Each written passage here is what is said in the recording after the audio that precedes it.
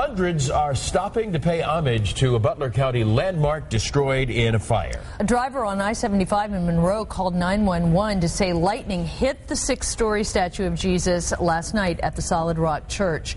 9 News reporter Tom McKee begins our team coverage. Tom? You get a call for the Jesus being on fire at Solid Rock yet? No. Apparently got struck by lightning and it's now on fire. It's going to be the right hand, and apparently it's an active fire. Okay, the lightning struck that styrofoam of Jesus that's on fire. Those 911 calls and video posted to YouTube Monday night shows how fast things move once lightning lashed from the heavens. The styrofoam and fiberglass statue was no match for Mother Nature's fury. It went very quick. The fire burned very quick and was very hot.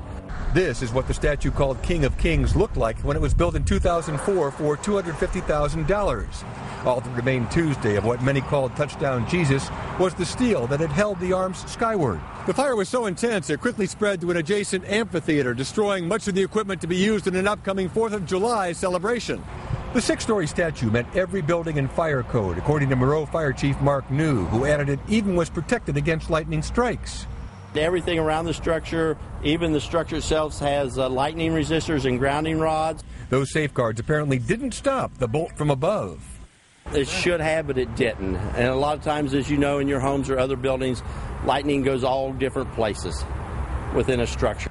Damage will be extensive, but the loss is insured. We're looking right at $700,000 damage on this fire.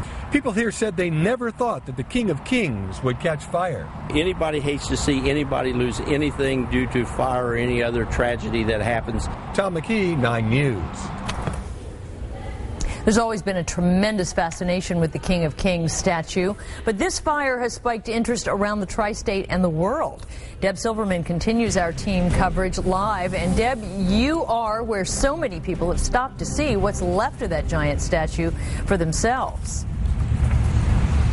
That's right, Carol. Even though the statue is gone, there are so many people stopping by here, and this statue, even though it's gone, it is still doing what it was built to do. It's bringing people together.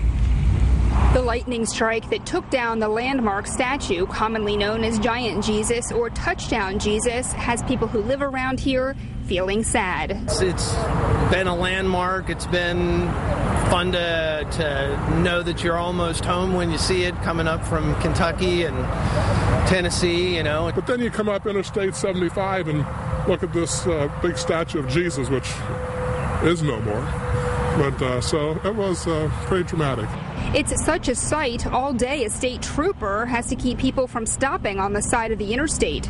It's iconic to anybody who's drove down 75. Some drove for miles to take pictures. Others just wanted to show their sympathy to the church members. Actually, I'm just praying for the congregation and the members and the pastor. Yeah, even just the devastation of it all, you know, because I know it's something that meant a lot to them. Solid Rock Church pastors Darlene and Lawrence Bishop say the statue, which was built to bring hope to everyone who drives by on I-75 north of Cincinnati, will be rebuilt. You know, the first Jesus was resurrected in 3 days. It's going to take us a little longer than 3 days, but he will be back. He's like the Terminator. He's coming back.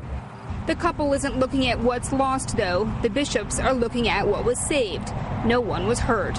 We see all the tragedy in Arkansas with the flooding and then the oil spill, and so really this is not anything that hurt anybody. It can be replaced, just material. Insurance will pay for the new statue. The bishops say the next one may even be bigger, but how big? Well, they'd have to get approval from the city of Monroe first. Carol. That will be a sight. Deb Silverman live in Monroe. Thanks, Deb.